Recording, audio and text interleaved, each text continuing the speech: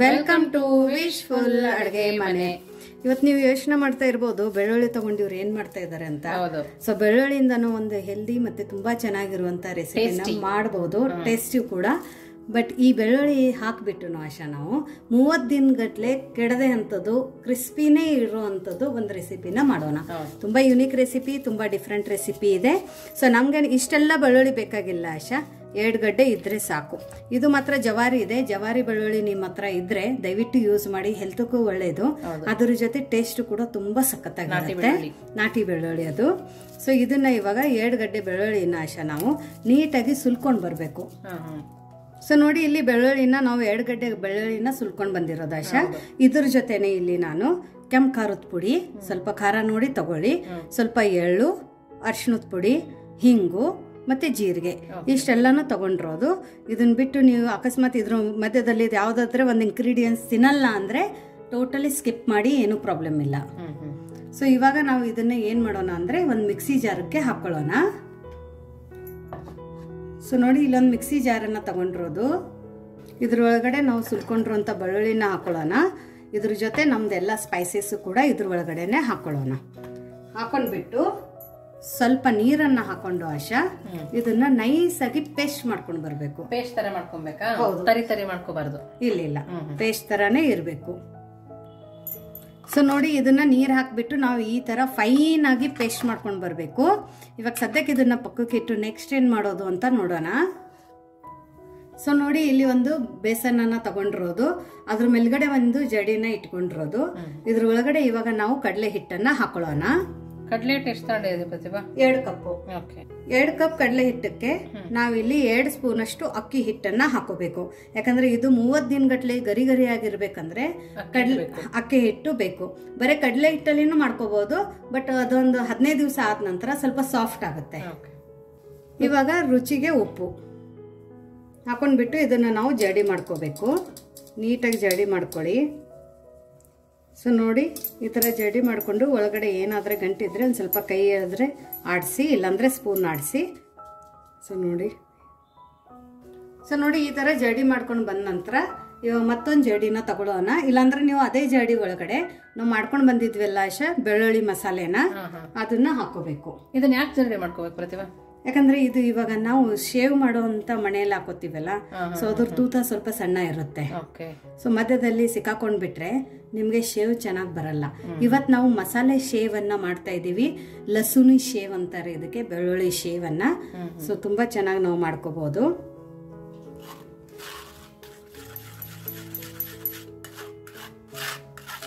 ಈ ತರ ಮಾಡ್ಕೊಳ್ಳೋದ್ರಿಂದ ಬೆಳ್ಳುಳ್ಳಿ ಫ್ಲೇವರ್ ಎಲ್ಲ ಆಶಾ ಹಿಟ್ಟಲ್ಲಿ ಹೊಂದ್ಕೊಂಡ್ಬಿಡುತ್ತೆ ಈ ತರ ಮಾಡೋದ್ರಿಂದ.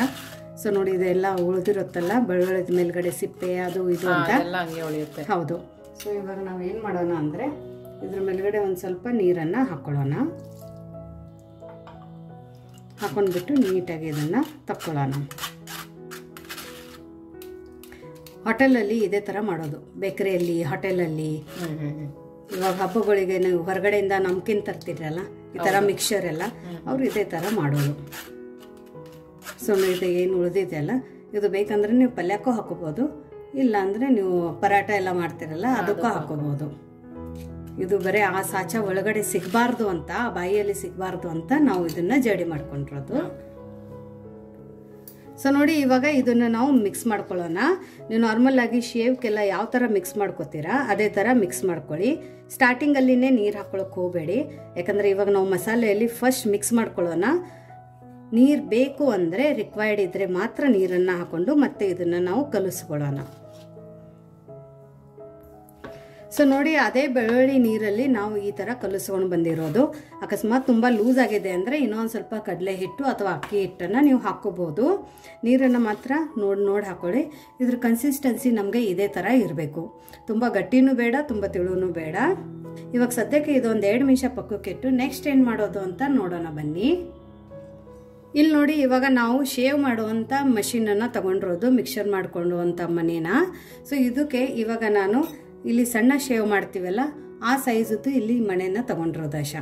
ಇದನ್ನ ಇದ್ರೊಳಗಡೆ ಈ ತರ ಫಿಕ್ಸ್ ಮಾಡಿಬಿಟ್ಟು ಇದಕ್ಕೆ ಒಂದು ಸ್ವಲ್ಪ ಎಣ್ಣೆನ ಒರೆಸ್ಕೊಳ್ಳೋಣ. ಇದ್ರ ಜೊತೆ ಇದಕ್ಕೊಂದು ಸ್ವಲ್ಪ ಎಣ್ಣೆ ಒರೆಸ್ಕೊಂಡು ಇದಕ್ಕೂ ಒಂದು ಸ್ವಲ್ಪ ಎಣ್ಣೆನ ಒರೆಸ್ಕೊಳ್ಳೋಣ. ನೀಟಾಗಿ ಎಣ್ಣೆನ ಹಚ್ಕೊಳ್ಳಿ. ಹಚ್ಕೊಂಡ್ಬಿಟ್ಟು ಇದನ್ನು ಇವಾಗ ನಾವು ಈ ಥರ ಫಿಕ್ಸ್ ಮಾಡ್ಕೊಳ್ಳೋಣ. ನಿಮ್ಮ ಮನೇಲಿ ಯಾವ ಥರ ಇದೆ ಅದನ್ನು ನೀವು ಯೂಸ್ ಮಾಡ್ಕೊಳ್ಳಿ. ಸೊ ನೋಡಿ, ಇದು ಇವಾಗ ಫಿಕ್ಸ್ ಆಗಿದೆ ಈ ಥರ. ಇವಾಗ ಇದಕ್ಕೂ ಒಂದು ಸ್ವಲ್ಪ ಇಲ್ಲಿ ಎಣ್ಣೆನ ಹಚ್ಕೊಳ್ಳೋಣ. ಪಕ್ಕಕ್ಕೆ ಇಟ್ಕೊಂಡು ನಾವು ಈ ಥರ ಮಾಡೋದ್ರಿಂದ ಸ್ವಲ್ಪನೂ ಅಂಟಲ್ಲ. ಹೌದು, ತುಂಬ ಚೆನ್ನಾಗಿ ಬರುತ್ತೆ.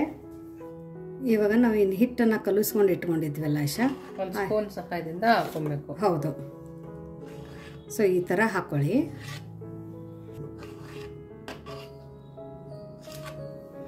ನಮಗೆ ಈ ಥರ ಲೂಸ್ ಮಾಡ್ಕೊಳ್ಳೋಕೆ ಬರಲ್ಲ ಅಂದರೆ ನೀವು ಚಪಾತಿ ಹದದ ಥರನೂ ಕಲಿಸ್ಕೊಂಡು ಮಾಡ್ಕೋಬೋದು. ತುಂಬ ಬೇಗ ಆಗುತ್ತೆ ಈ ರೆಸಿಪಿ, ತುಂಬ ಟೈಮ್ ಏನು ತಗೊಳ್ಳಲ್ಲ. ಸ್ವಲ್ಪ ಸ್ಪೂನಿಂದ ಈ ಥರ ಪ್ರೆಸ್ ಮಾಡಿ ಒಳಗಡೆ ಹೋಗ್ಬಿಡುತ್ತೆ ನೀಟಾಗಿ ಬಂದಾಗ. ಇವಾಗ ನಾವು ಇದನ್ನು ಈ ಥರ ಕ್ಲೋಸ್ ಮಾಡ್ಕೊಳ್ಳೋಣ.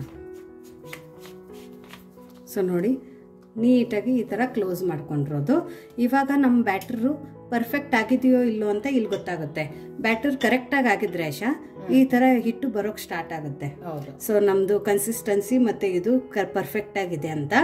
ಇವಾಗ ನೆಕ್ಸ್ಟ್ ಇದು ಬಿಸಿ ಎಣ್ಣೆ ಕಾಯೋಕೆ ಇಟ್ಕೊಂಡಿದ್ದೀನಿ, ಅದ್ರ ಒಳಗಡೆ ಬಿಡೋಣ ಬನ್ನಿ.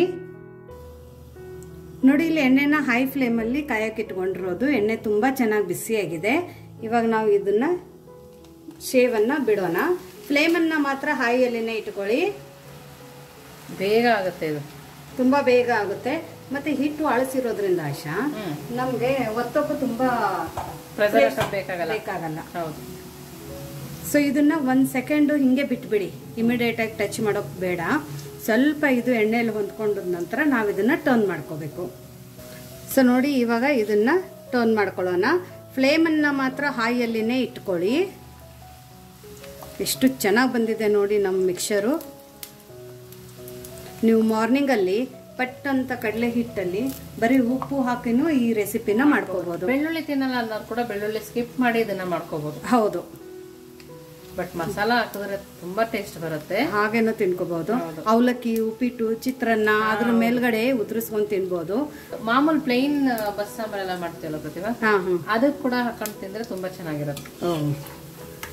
ಸೊ ನೋಡಿ, ಇದು ಇನ್ನೊಂದು ಸರ್ತಿ ತಿರುಗಿಸಿ 1 ನಿಮಿಷ ಬಿಟ್ಟು, ಇದೇನು ಜಾಸ್ತಿ ಹೊತ್ತು ಟೈಮ್ ತಗೊಳ್ಳಲ್ಲ, 1 ನಿಮಿಷದಲ್ಲಿ ನಮ್ಮದು ಶೇವ್ ರೆಡಿ ಆಗುತ್ತೆ. ಸೊ ಇವಾಗ ಫ್ಲೇಮನ್ನು ಲೋ ಅಲ್ಲಿ ಮಾಡಿಕೊಂಡು ನಾವು ಇದನ್ನು ತಕ್ಕೋಬೇಕು. ಎಷ್ಟು ಚೆನ್ನಾಗಿ ಬಂದಿದೆ ನೋಡಿ, ಕಲರ್ ಅಂತೂ ತುಂಬ ಪರ್ಫೆಕ್ಟಾಗಿ ಬಂದಿದೆ. ಸೊ ಇವಾಗ ಆಲ್ರೆಡಿ ಎಣ್ಣೆ ಕೈದಿದೆ ಅಲ್ಲ, ಫ್ಲೇಮನ್ನು ಲೋ ಅಲ್ಲಿ ಇಟ್ಕೊಂಡು ಫಸ್ಟ್ ನಾವು ಸೇವನ್ನು ಹಾಕೊಳ್ಳೋಣ. ಎಣ್ಣೆ ಕೂಡ ಎಳೆಯಲ್ಲ. ಹೌದು, ಅಷ್ಟು ಚೆನ್ನಾಗಿದೆ. ಇವಾಗ ಫ್ಲೇಮನ್ನು ಹಾಯಲ್ಲಿ ಇಟ್ಕೊಂಡು ಇದನ್ನು ಸಹ ಅದೇ ಥರ ನಾವು ಬೇಯಿಸ್ಕೋಬೇಕು. ಸೊ ನೋಡಿ, ಇದನ್ನು ಸಹ ನಾವು ಇದೇ ಥರ ಟರ್ನ್ ಮಾಡ್ಕೊಳ್ಳೋಣ. ಟರ್ನ್ ಮಾಡಿಕೊಂಡು ಹೈ ಫ್ಲೇಮಲ್ಲಿ ಇದನ್ನು ಸಹ ನಾವು ಫ್ರೈ ಮಾಡ್ಕೊಳ್ಳೋಣ. ಯಾರಾದರೆ ತಿಂದಿದ್ರೆ ಅವ್ರಿಗೆ ಏನು ಕಾಣೋದೇ ಇಲ್ಲ. ಬೆಳ್ಳುಳ್ಳಿ ಎಲ್ಲಿದೆ ಅಂತ ಗೊತ್ತಾಗಲ್ಲ, ಅಜ್ವೇನು ಜೀರಿಗೆ ಎಲ್ಲಿದೆ ಅಂತ ಗೊತ್ತಾಗಲ್ಲ, ಖಾರ ಹೆಂಗೆ ಹಾಕಿದ್ದೀರಂತ ಗೊತ್ತಾಗಲ್ಲ. ಸೊ ಒಂದು ಸರ್ತಿ ನೀವು ಮಾಡಿಕೊಡಿ, ಅವರಿಗೆ ಯಾರಾದರೆ ಬಂದರೆ ತುಂಬಾ ಇಷ್ಟಪಟ್ಟು ತಿಂತಾರೆ. ಪುರಿ ತಿಂತೀವಲ್ಲ ಪ್ರತಿಭಾ, ಅದರಲ್ಲಿ ಮಿಕ್ಸ್ ಮಾಡ್ಕೊಂಡ್ರು ತುಂಬಾ ಚೆನ್ನಾಗಿ. ಹೌದು, ತುಂಬಾ ಚೆನ್ನಾಗಿ ಬರುತ್ತೆ. ಸೊ ನೋಡಿ, ಎಲ್ಲದನ್ನು ನಾವು ಇದೇ ತರ ಕರ್ಕೊಂಡು ಬರೋಣ.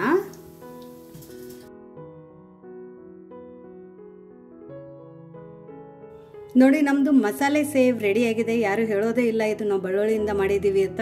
ಮಸಾಲೆ ಯಾವ ಥರ ರುಬ್ಬಬೇಕು ಅಂತಲೂ ನೋಡಿದ್ದೀವಿ, ಯಾವ ಥರ ಜಡಿ ಮಾಡಬೇಕಂತನೂ ನೋಡಿದ್ದೀವಿ. ಸಣ್ಣ ಸಣ್ಣ ಸ್ಟೆಪ್ಸಿಂದನೂ ನಮ್ಮದು ಈ ರೆಸಿಪಿ ತುಂಬ ಪರ್ಫೆಕ್ಟಾಗಿ ಬರುತ್ತೆ. ಸೊ ಯಾವುದೇ ಸ್ಟೆಪ್ಪನ್ನು ನೀವು ಸ್ಕಿಪ್ ಮಾಡಬೇಡಿ. ಏನು ತನಕ ವಿಡಿಯೋ ನೋಡಿದರೆ ನಿಮಗೆ ಈಗ ಗೊತ್ತಾಗುತ್ತೆ ಇದೇ ಥರ ಟೆಕ್ಸ್ಚರು ಮತ್ತು ಕಲರ್ ಬಂದಿದೆ ಅಂತ. ಸೊ ಇದು ಬೆಳ್ಳುಳ್ಳಿ ಸೇವನ್ನು ತುಂಬ ಕ್ರಿಸ್ಪಿಯಾಗಿ ಮತ್ತು ತುಂಬ ಚೆನ್ನಾಗಿ ಬಂದಿದೆ. ನಾನು ನಿಮ್ಗೊಂದು ಮುರಿದ್ಬಿಟ್ಟು ತೋರಿಸ್ತೀನಿ.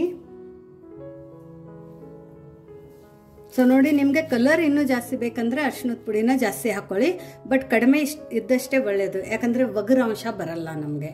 ತುಂಬ ಕರೆಕ್ಟಾಗಿ ಬರುತ್ತೆ. ಖಾರನ ನಿಮಗೆ ಯಾವ ಥರ ಬೇಕೋ ಆ ಥರ ನೀವು ಹಾಕೋಬಹುದು. ಸೊ ಪ್ರತಿಯೊಂದು ಮಸಾಲೆನೂ ಇಲ್ಲಿ ಮೇಲ್ಗಡೆ ಕಾಣಿಸಲ್ಲ, ಬಟ್ ಎಲ್ಲ ಇದು ಹಿಟ್ಟು ಒಳಗಡೆ ಮಿಕ್ಸ್ ಆಗಿರುತ್ತೆ, ಗೊತ್ತಾಗುತ್ತೆ. ಹೌದು.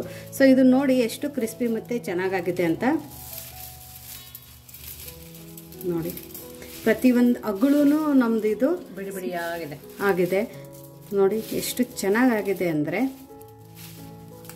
ಬರೀ ಮುಟ್ಟಿದ್ರೇ ಇದು ಪುಡಿ ಆಗುತ್ತೆ.